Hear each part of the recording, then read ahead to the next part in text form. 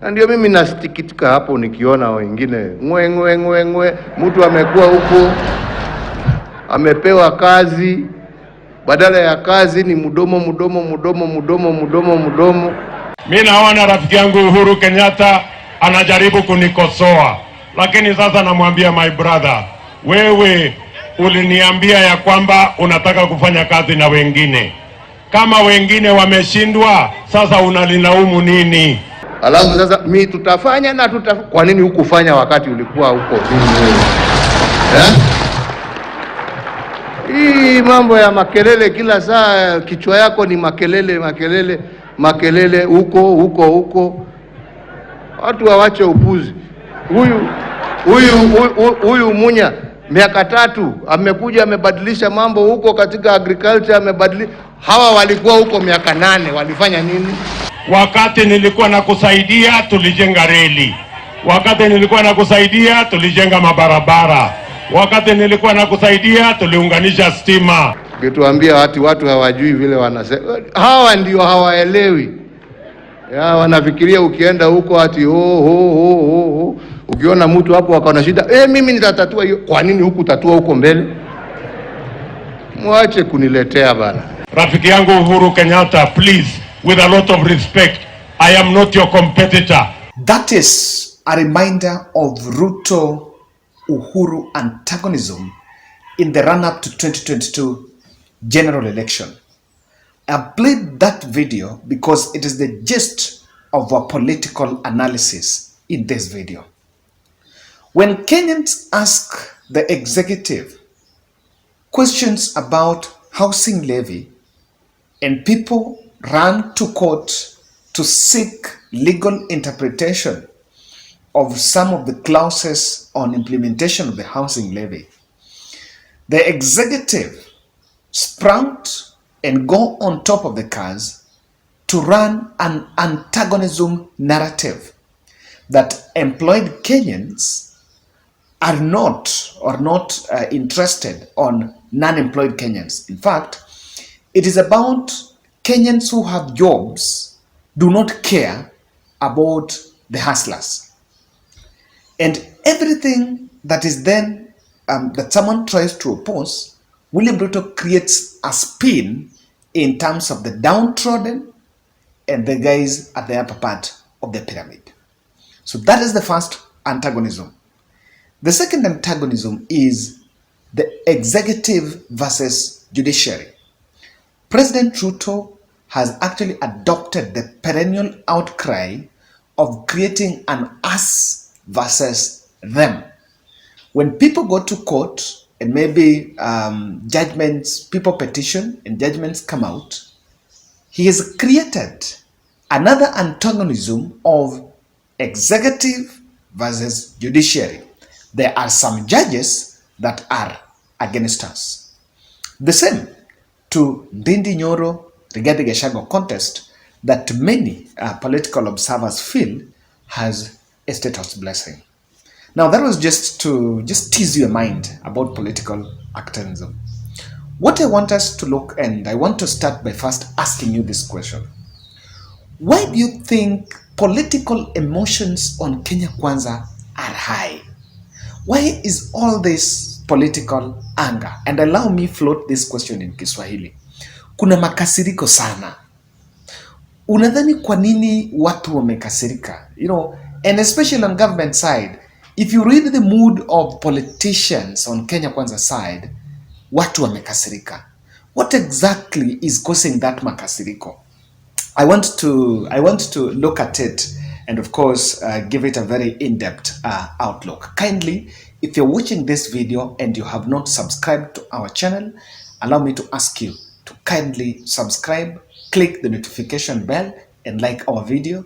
We are 300 subscribers shy of 60,000.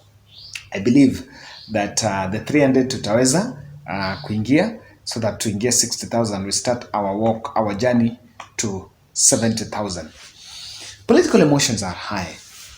And I want to play for you some video clips here. That I'm very, very uncomfortable with the people who never voted for Dr. William Ruto now coming and purporting to be people who should be telling, like for example, I have said it again and I'll repeat, I am very uncomfortable with the position of Secretary General of the UDA party going to one Mheshimiwa Kale Malala. I want to be told what votes he is bringing to the table. Western, and this is a fact, belongs to two parties: Ford Kenya for Bungoma and the and ODM for the rest. He comes with the Honorable Rigathi in 2027. Things might be a little bit difficult for him, but if he comes with Dende Nyoro as a running mate, then I think things are going to be much easier for him because people identify with Dende Nyoro. You are talking about succeeding him. Munataka kurithi munataka kugawa mzee akiwa hai. Surely you people, what is you young people, what is the problem? President has just been elected. Si ni mwaka moja. Ati watu naanza kusema ati ni mimi ati huyu ndiye atasucceed yetu 2032. Kwanza, it is disrespectful to the president. Hiyo ni kukosa heshima kwa kiongozi. We do not want somebody who has been talking about the disrespect that the Honorable Uhuru Kenyatta had. Well, he is actually worse. He thinks that some of us are trash. So we are saying this is not the type of person that you can entrust to lead the nation. And we are saying Dende Nyoro is a guy that will save the president in 2027.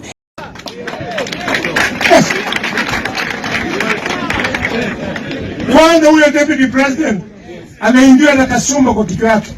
And because he's a deputy president, yeye ndiye anapanga Ruto, sijui Malala, sijui Kawaya kule nini, sijui Omar Hassan Mombasa. Halafu ukiuliza wanaambiwa ati wewe ni Mkale, nyamaza. Wewe ni Mkale kitu gani? Ukilala jioni na watoto wako wamelala njaa ni wewe peke yako.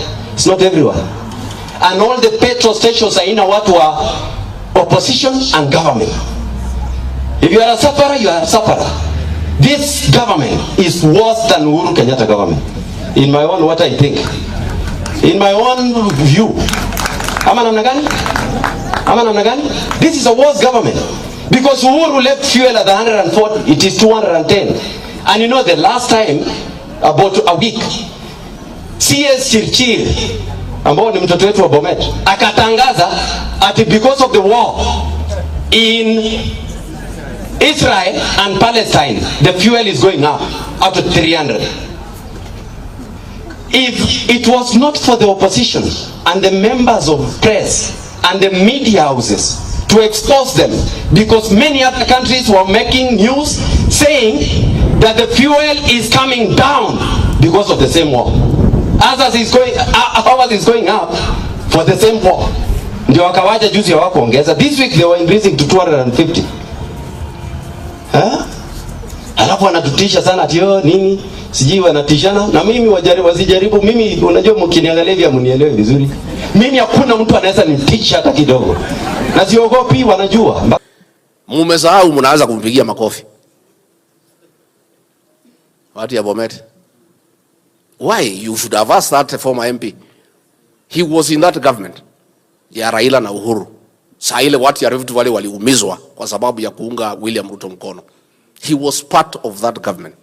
Na alikuwa anasema William Ruto ni mwizi. Hawezi chaguliwa. Hawa wakale jini wakiumizwa na hiyo serikali, he was part of it. Amekuja hapa mazishi, anaongea mambo, mnapiga makofi. Wabunge wetu wako pale wamenyamaza. Wabunge mumenyamaza. You must answer these fellows and you must remind them that history is important. Mkubwa yao ya Azimio Raila ndiye alisema historia ni important. Mwambie historia is important. Wewe you are part of that government ambaye ilinyanyasa hawa wakale. At that time you are not speaking. Ulikuwa unatukana William Ruto. Sasa umekuja hapa unajifanya atuwedi unajua zaidi na huambii wananchi why the president is having challenges. Bishop Moema, pray for this country. I know we have our son, but you know, for me, I don't give a damn whoever sits. If you don't fix economy, we chase you. That is me. If you don't touch on my life, I don't give a damn. Of Mutahi Kahiga, Malala, Khalwale, and just look at it, because I've decided to make this collection because it's supposed to give us the mood that Kenya Kwanza is having. And that's what I'm saying. Remember last time when Mutahi Kahiga complained about political party, the deputy president has to be the deputy party leader. Then again, before even 2 months are over, he's complaining about UDA SG, Cleophas Malala. And as if things are not just okay, Rigathi Gachagua is very angry about Keter in Rift Valley. And you know, I sometimes don't understand it, because if you look at the spirited anger that Rigathi is venting on Alfred Keter, it's actually misplaced anger. You know, when Alfred Keter spoke in that event, when he was telling the president that Mimi Sikuogopi and Mimi Sikuogopi, we don't fear, we don't give a damn. Remember, in that event, some leaders of Kenya Kwanza were present. And even after that, even their presence or absence, Rift Valley politicians, or rather the Kalenjin politicians, are the strongest defenders of President William Ruto. But those fellows are quiet. Cherergei, the person leading Twitter battalion on President William Ruto's side, has never done a single tweet trying to demean Alfred Keter or trying to neutralize Alfred Keter. You look at the Nakuru, the former Bahati MP, Ngunjiri, is calling press briefings weekly, and is normally so much interested in speaking about him on the Rift Valley politics. But you'll not hear him speaking a word or two about Alfred Keter. And that is why I feel maybe it's a bit too much. Now, political antagonism raised political tension. And this was a script that was used in the 2022 general election. You can see, I do remember this clip, you know, where William Ruto was attacking the president, and you'll wonder, you know, why all that was. We appreciate that you have a project called Kitendawili, but please do not cause this country to go into conflict. The night meetings you are having, the meetings you are having to incite people against us and against other Kenyans, is a great disservice. The threats you have said, you have told us we will know who you are. My good brother, we went to the polls to elect you as president. You don't have to threaten us. Please, Mr. President, we are asking you with a lot of respect. Threats against members of the provincial administration, the threats you are giving us against other Kenyans, is actually the language of dictators and despots. That is the language beneath a democratically elected president. We want to ask you respectfully, let us not go the route of dictatorship. Let us not go the route of despots. We elected you as a democratic president, and the next president will be elected in a democratic election. And as fate will have its way, you know, he's saying that he was intimidating. So what's the difference with what now he's doing against the court and threatening people with mambo di matatu and mambo di mawili and mambo di manne and all that? Don't you think now he's actually doing the straight opposite of what he was saying then, bringing that political tension? So you'll see how the political tension has crept for 2022. You know, after that general election, Kenyans went, and KK went on a celebration mood, but that celebration has been short-lived. It has been short-lived with a lot of insecurity questions, and it has come too fast. 15 months after that election victory that they were handed, they are back to the people seeking another term, but the messaging crisis is high. I tend to see bit of this political antagonism with anger is thrusting, and it's actually wrecking its ugly face on the population. Something that I think the president should be so much careful about. You know, if someone would come to this country today, you'll even be confused to think that we have an election coming the next day. Our election is coming in the next 3 years. But sahizi watu wakiongea, I'm telling you, it's really a different story. And I want to tell you why this anger is cropping, and it's cropping at a very high speed. Number one, Kenyan Kwanza politicians are very angry. And very angry because the fear of serving one term, the fear of losing a second term. The probability of Kenya Kwanza getting their one term is there, as to whether it's high or low, but that probability is there. Because remember, even these MPs, they have been complaining that, look here, the ground is very hostile, and we cannot even defend government policies, because the more we try to defend government policies, we portray ourselves as people who are insensitive to the plight of Mwananchi. And that has been a grave concern amongst different corridors. Now, if indeed, with all factors remaining constant, you can see very well that the fear of serving one term is coming now because of succession politics.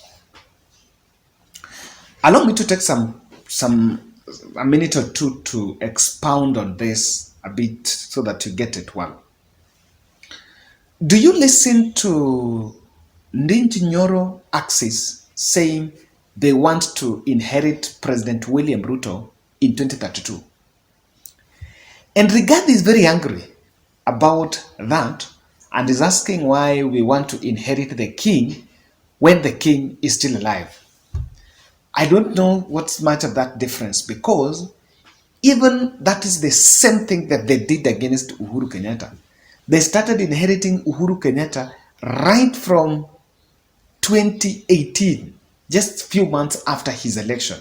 They started campaigning, and the former President Uhuru Kenyatta kept on complaining that, why are we not working to the people? Why have we gone back to the campaign trail against really a pledge to work to the people? So it is something that has really rattled Rigathi.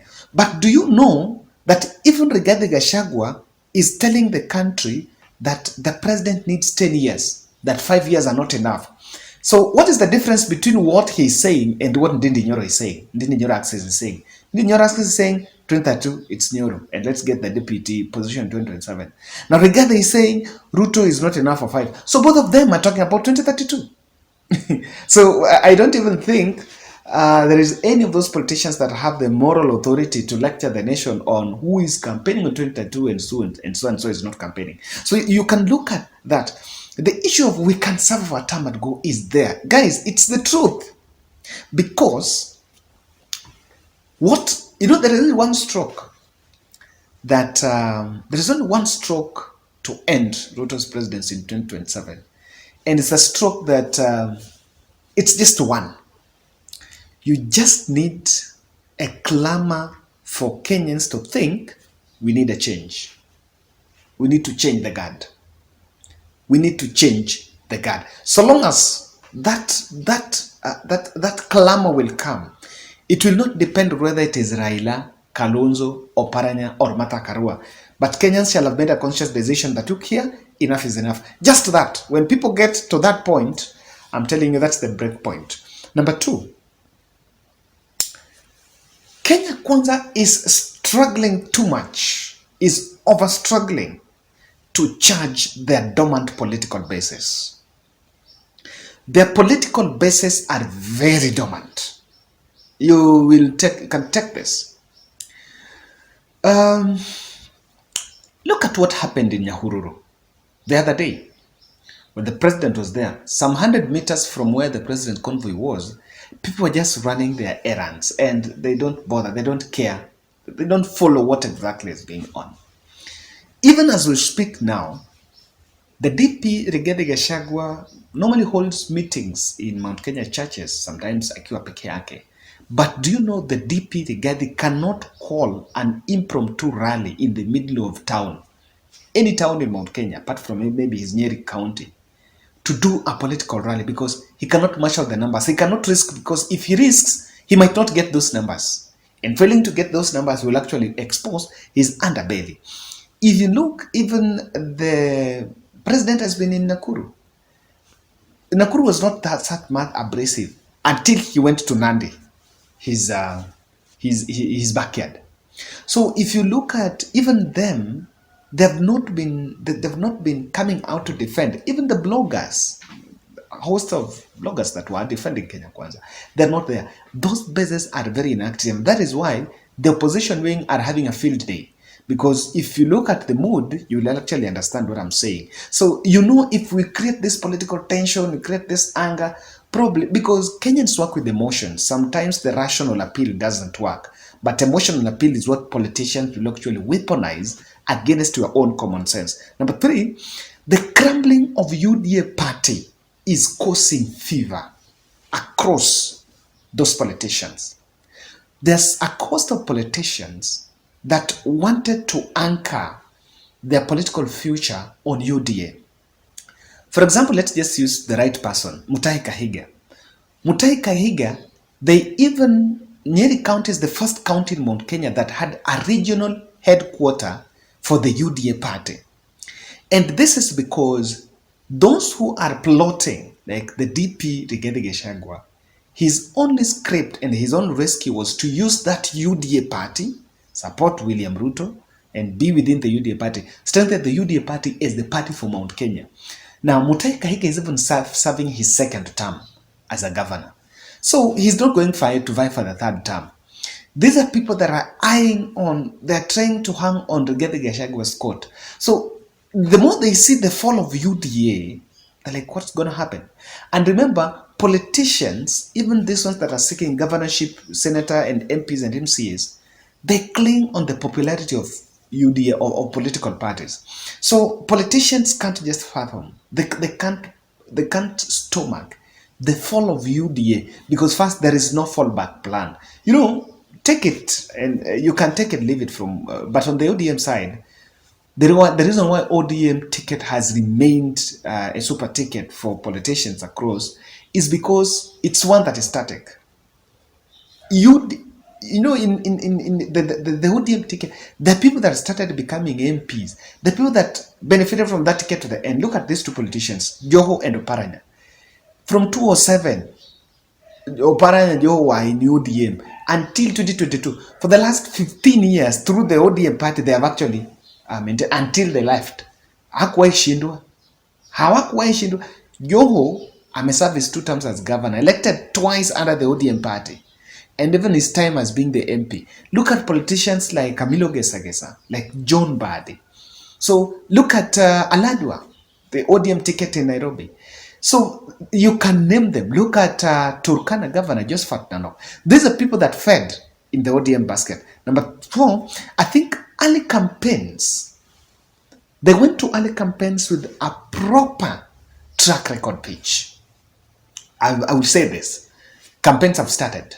They are back in the campaign trail, but they lack a script to sell, especially the speech on what we have done. Remember, the plan was that we get first term, we work for Kenyans, then we will tell them what we have done, then Kenyans will decide whether they can give us another term or not. But that has failed because no one seems to have it. That track record, no one seems to have it. In fact, it's not available.